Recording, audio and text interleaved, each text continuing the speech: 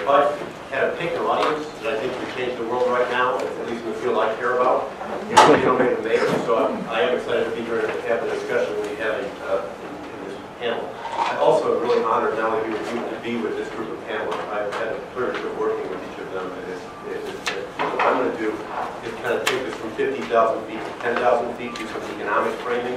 We think that the economy is fundamentally restructuring and creates enormous opportunities for cities, and that's about their challenges and necessities. And these are the people who are doing it. So I get to talk about it a lot, but these are the people who are really doing it. I'm going to do this pretty quickly. The slides will be available, so don't worry about the fine print. And what I want to do is talk a little about how the economy is changing, what the implications of that are for cities. A project we have going, my firm and Brookings Institution, co-managing nationally, to develop a new practice of regional economic development.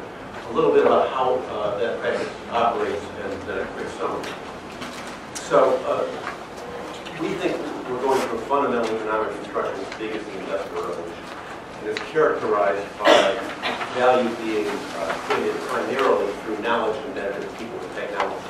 One of the simplest and most graphic examples is in the last 50 years, our gross domestic product income, its weight has barely increased. That's the extent to which we're creating value in knowledge.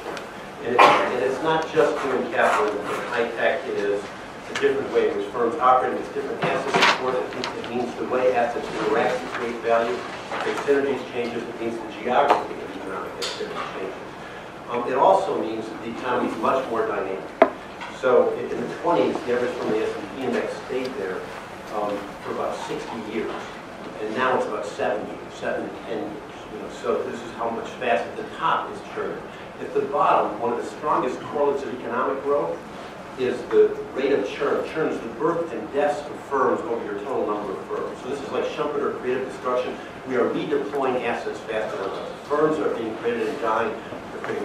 Existing firms are creating new products faster than others. Labor markets more dynamic. People change jobs much more often. We're in a much different economy. Surviving and competing involves enabling that dynamism, that constant redeployment of assets, and particularly to new markets, the growth markets. And one of the things you'll hear me, I'm going to say one thing, is that we need a shift from a consumption-driven economy to a production-driven economy, focus on value-added, not low cost. And the growth markets, when we talk about production, we're going to sell them are overseas, and that's going to continue to happen. So we need to think about exports and things like that. So one of the things that happens as the economy goes through this restructuring is it centers more and more in cities. This restructuring favors cities. Our assets are concentrated in cities. But more importantly, they are disproportionately productive in cities, right? So it's not just that we have more people and more firms and more real estate and other not real estate, but other business assets in cities. It's that those assets in cities do better.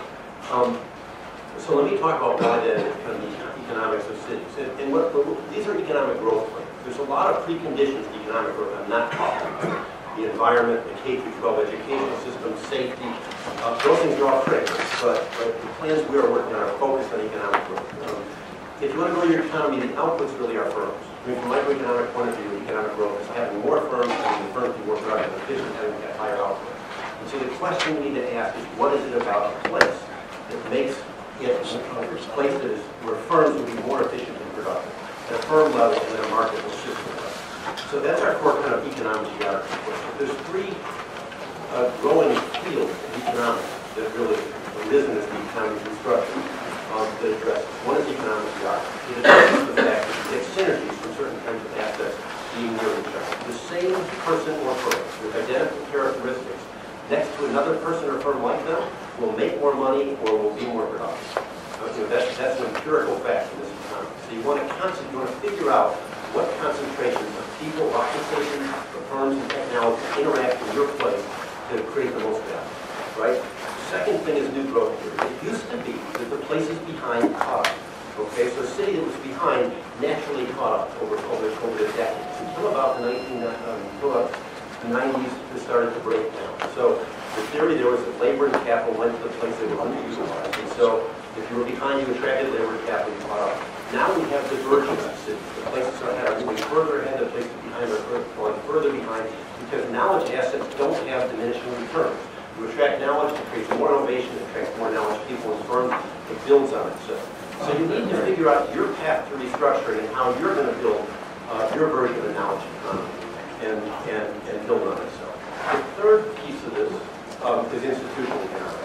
So institutional economics refers to the infrastructure that enables economic interaction. It's your government, it's your networks, it's your professional associations, it's all of the institutional realm that enables economic activity.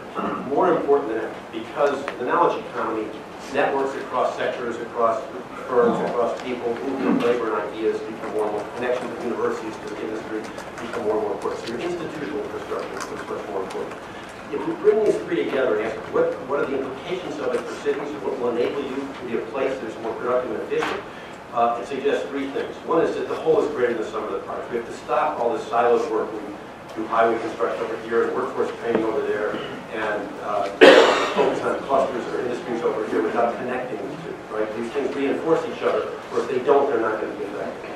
The second is each place is different. You need customized plans that build on your assets and identify and move you along the path that's best for you. And the third is you need institutional capacity, not only because that's what enables network interaction, but because it gives you the intentionality you need in the economy where the economy doesn't take care of itself anymore. You know, it used to be the economy took care of itself in a way that it doesn't now. So the national team of people spent about 2 years doing a lot of economics and trying to follow it out and create a framework for converting this to practice, right?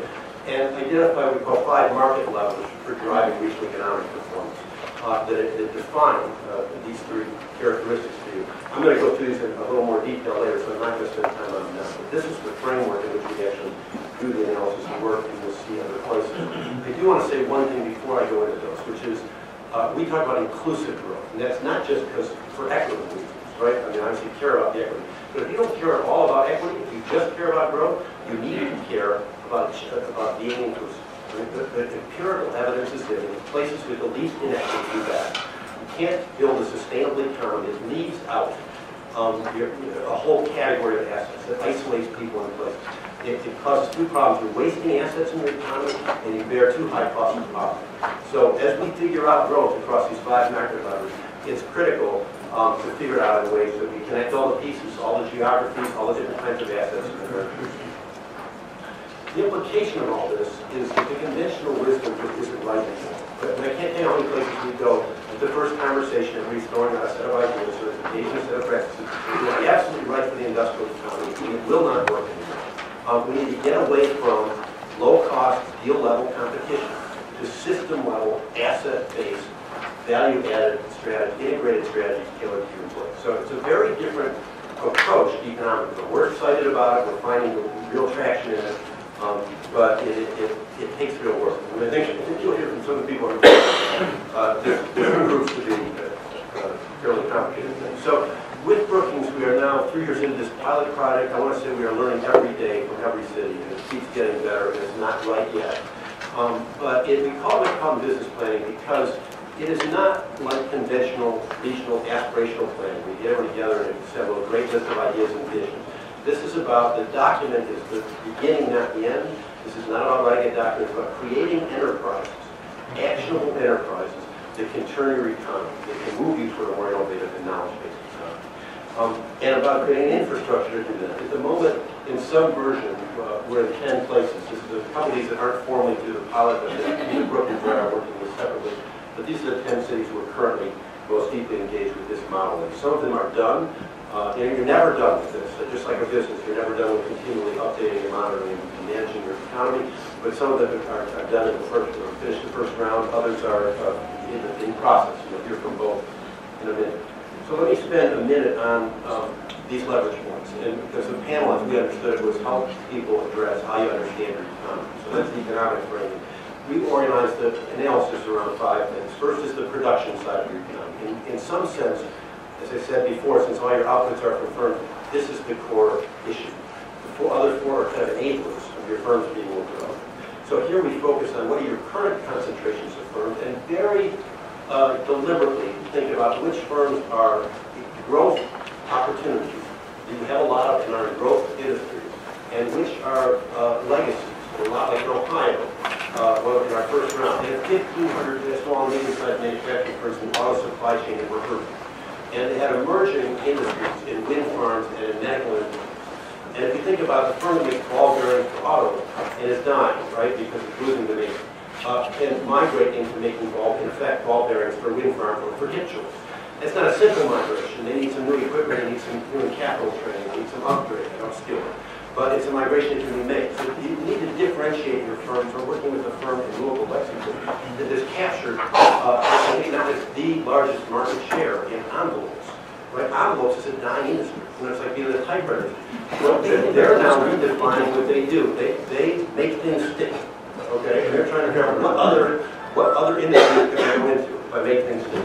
So there's a whole set of questions, the slides are available, there's a whole set of questions available around how do you analyze your cluster. The second one is human capital. This one I think the field has often been misled. It simply is not true that having a pretty creative place to attract people, attract firms, is a much more complicated, iterative process. And in an economy that's moving so fast, it is really critical to understand your labor markets and make them more efficient, allow people and employers to find each other. In Chicago plan, we discovered we had 400,000 unemployed middle-skilled workers and 400,000 job openings, middle-skilled. And we just needed like 10-week retraining program. We need very targeted, employer-driven training to move your human capital. The third is innovation, and innovation at one level is the core of all growth. This is kind of faddish and gets overdone, but we're trying to get much more nuanced around how innovation occurs. Well, you know, there's three overlapping ways: commercialization, and entrepreneurship, and through firm-based innovation. And the culture and networks and grounding in your economy that enable those mechanisms to work.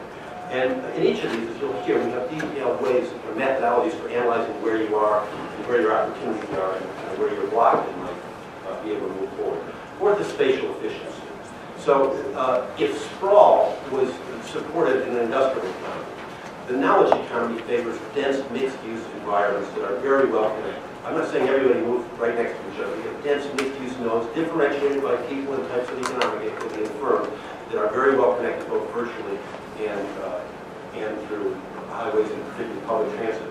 And places that have high segregation, that have high jobs housing mismatch, that have lots of vacant land, really actually have opportunities to rebuild toward density. Because the economy is moving. This is a moving target.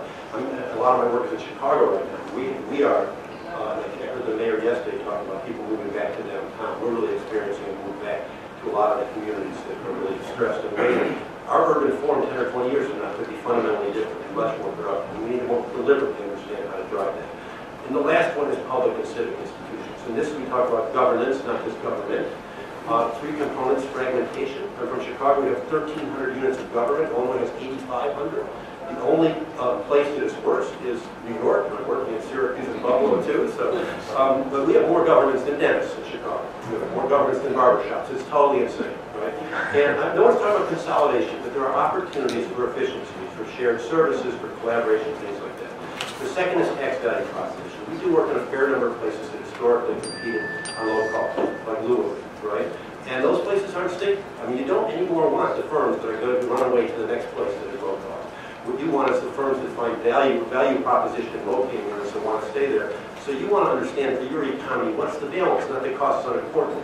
We can provide a good educational system, good infrastructure, and good research facilities and other kinds of things. Okay. And the third is governance, which is not just government, but cross-sectoral networks, governments that are much more open. 20th century government could be very top-down and closed. Chicago is a great example of drive big deals in the industrial economy. 21st century, if you need to know somebody to get the deal done, you're not going to succeed. Okay, and entrepreneurs are going to come to a place where they can't get quick access. And when we kind of tie that back together, and try, I'm sorry I'm talking so fast, we're really trying to dump a lot on you and enable a rich conversation. What we find is that the economy is fundamentally restructuring. It puts a premium on both specialization, not in the sense that you don't have multiple specializations, but on understanding your economy and designing to it, and on being dynamic, and having a network, flexible institutional environment that allows you to keep updated, your economy keep moving. That requires understanding your assets and developing very detailed enterprises and strategies to build from them that reinforce each other and a level of intentionality that enables you to manage that and continue to keep doing that. That's the kind of high level.